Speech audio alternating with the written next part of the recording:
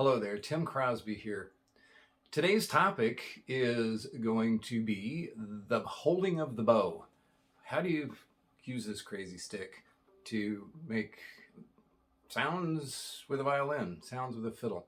And while it's a topic that has been covered by lots of people, I'm going to talk about my take on it. What it's going to include is how to do it and why you would do it that way. So we'll get right to holding the thing. I'll put the fiddle down. And I'm going to start out by holding on to the stick, not holding on to the hair because I don't want to get oil from my hands on the hair. But we're going to hold the stick so that it's more or less like this. Here's the basic version of what the academics call the French-Belgian bow hold. Little sidebar, there are two other named bow holds that are a little bit different than the French-Belgian. But this is the most commonly used bow hold. And the reason for it is, 400 years of trial and error have come up with probably best practice. So this is a bow hold that I use, that I recommend most everybody using, at least to start out with. You can experiment with other bow holds later on, see if they suit your hand better. But here we go. Starts with bending your thumb. You bend your thumb quite a lot, and then stick that bent thumb in this little space right here in front of the frog. You might be led astray by thinking you have to stick your thumb inside the little curve, that little nook there in the frog, but unless your hand's really, really small, it won't fit, and that's not really where it goes anyway. It goes right in front, sort of in between the frog, that's this thing, and this little finger pad here. So bend your thumb and put it in there. Sometimes I say, think about perching the stick on the tip of your thumb, but actually kind of bend your thumb. So your thumb is sort of sideways. Now I'll show it to you from this angle.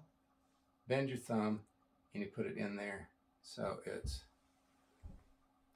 like that. Next step is with your middle finger, you're going to reach over and essentially kind of overlap the tip of your thumb with your middle finger, so that the tip of your thumb, I have a long thumbnail that I use playing the guitar, but it's right on the pad of that middle finger, and it's real round. So put your thumb in there, it's bent, reach over and touch your thumb.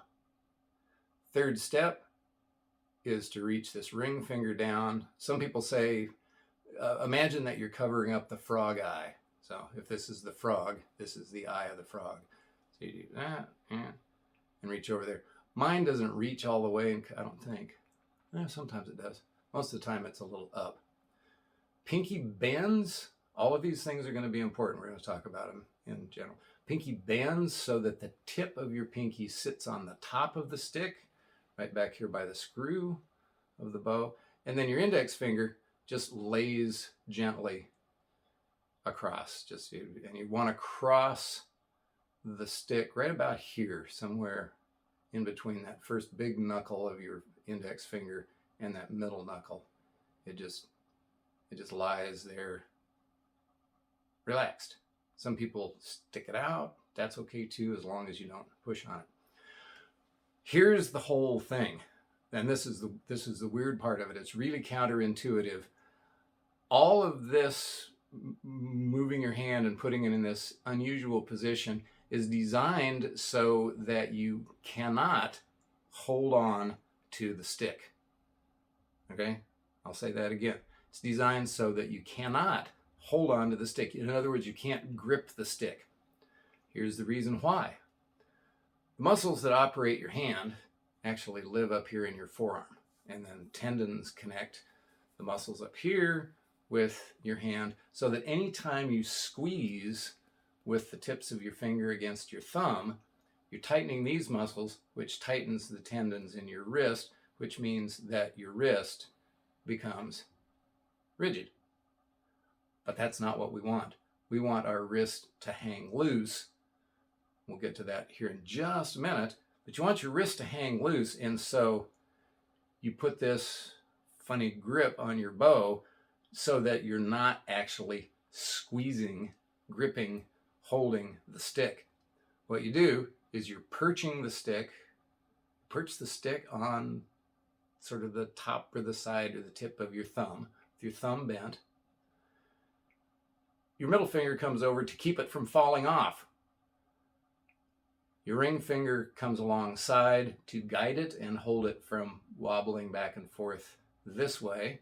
And your pinky goes on top to keep it from wobbling up and down like this. So here's your fulcrum, here's your counterweight, and this holds it from falling off. And then your index finger has some other control. Okay? It feels odd. It's something your hand probably hasn't ever done before. But bend the thumb, perch the stick on your bent thumb. About bending your thumb. Here's another little detail of it. I don't know if you can see very well. There's some discoloration on the hair of my bow right here.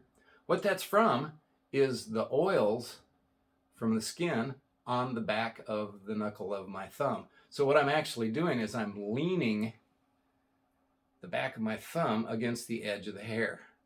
And so that kind of gives you a nice, you can feel how it sets in there. You can feel that hair, the edge of the hair against the back of your thumb.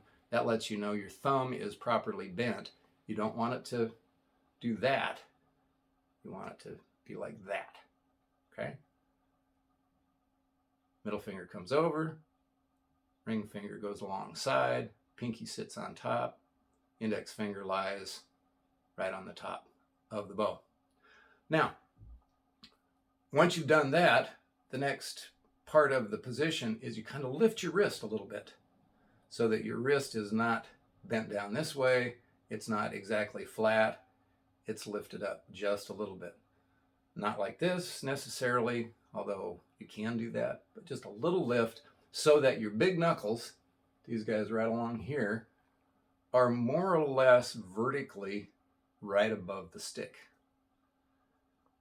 So all of this sounds kind of complicated, and it is, but it's worth going through. Okay, now you've got this bow grip. You got your thumb, your middle finger, got your ring finger, got your pinky, got your index finger, got your lift wristed a little bit, your wrist lifted up just a little bit, and you kind of drop your elbow so that you're more or less relaxed. The motion to make this go back and forth, here's another thing that's a little bit backwards. And this is really important, and this is where that limber wrist comes in. You're actually pulling your bow both directions. It's pretty obvious that if you're doing what's called a down bow, you're pulling it. What's not so obvious is your up bow, you're also pulling the stick. You're not pushing the stick, but rather you're pulling it. Here's a visualization. Imagine that there's a string attached to the screw of your bow. It goes down into a hole in the ground at more or less a 45-degree angle. Inside that hole in the ground is a spring-loaded spool that winds up the string. On your up bow, you're pulling the string out of the hole in a straight line, but you're distinctly pulling it, holding it with the string with the tips of your fingers. You pull. See how the move is led by this spot here where my wrist and my hand bend. So that's actually right here is what leads the motion. Your elbow comes up a little bit to do that, but your hand drags behind. Here's a way to practice that. Again, holding your bow by the stick here, you hold this tightly so that there's some resistance. You put your bow grip on there the way it goes, and then pull against that resistance. And if you're doing it with a pull, that your wrist will bend. And then you turn your wrist over at the top of the bow stroke and pull it back down the other way. So you pull and you pull and you pull and you pull. Okay?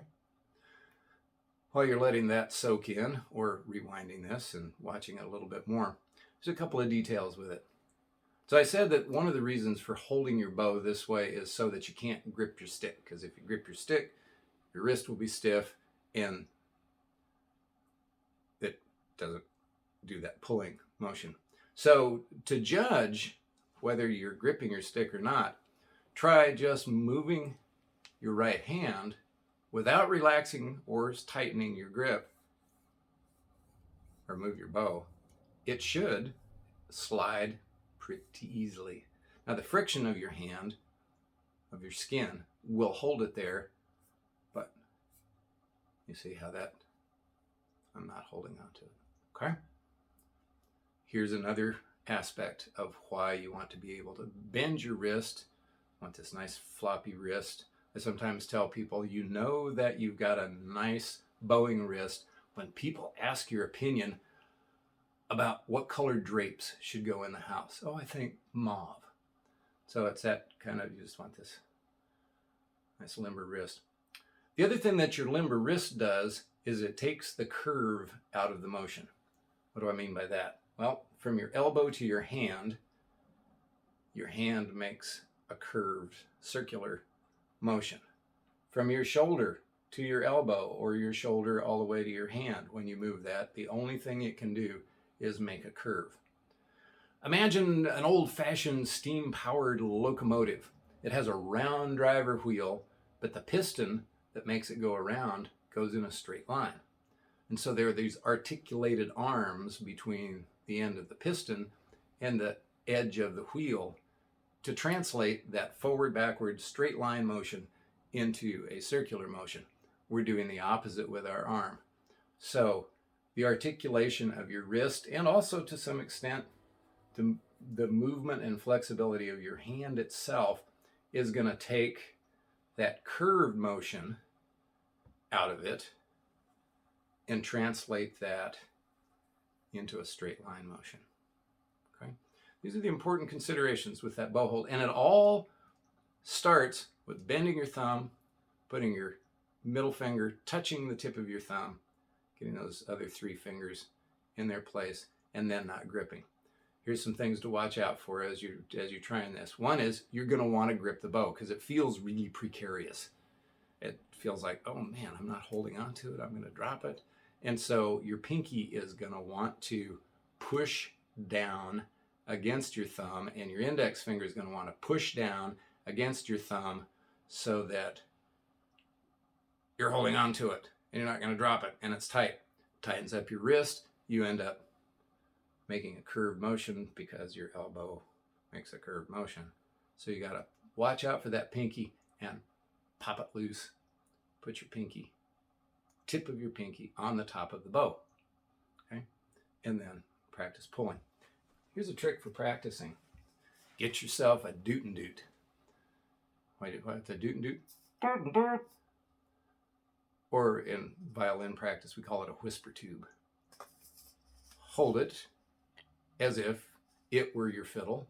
So now your bow has something to rest on, and you can practice that pulling motion. Pull, turn your fist over, pull back the other way. See, even I lose control of the bow sometimes. And the more you can do this, the more you're training your hand to be nice and loose. You don't have to hold on to the bow because your bow is being supported here. Oh, guess what? When you start putting your bow on the strings of the fiddle, the strings will support your bow, and you let your bow float, and you guide it and get that motion. So that's kind of the whole, I think, the basic stuff of this. Let me think if I've missed anything. Go back through it. Bend your thumb.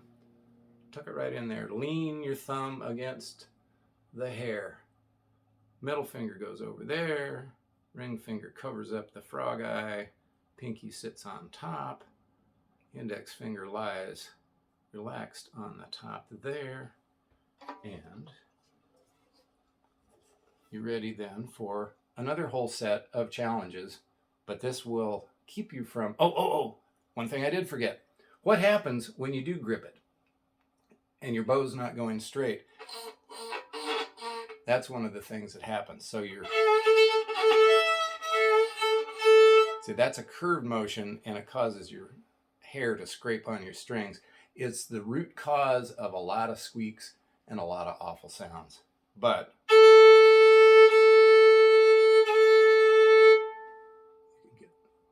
demonstrate. I hope that'll make you crazy for a while until your hand and your arm start to settle into this and you go, oh, that's what he was talking about.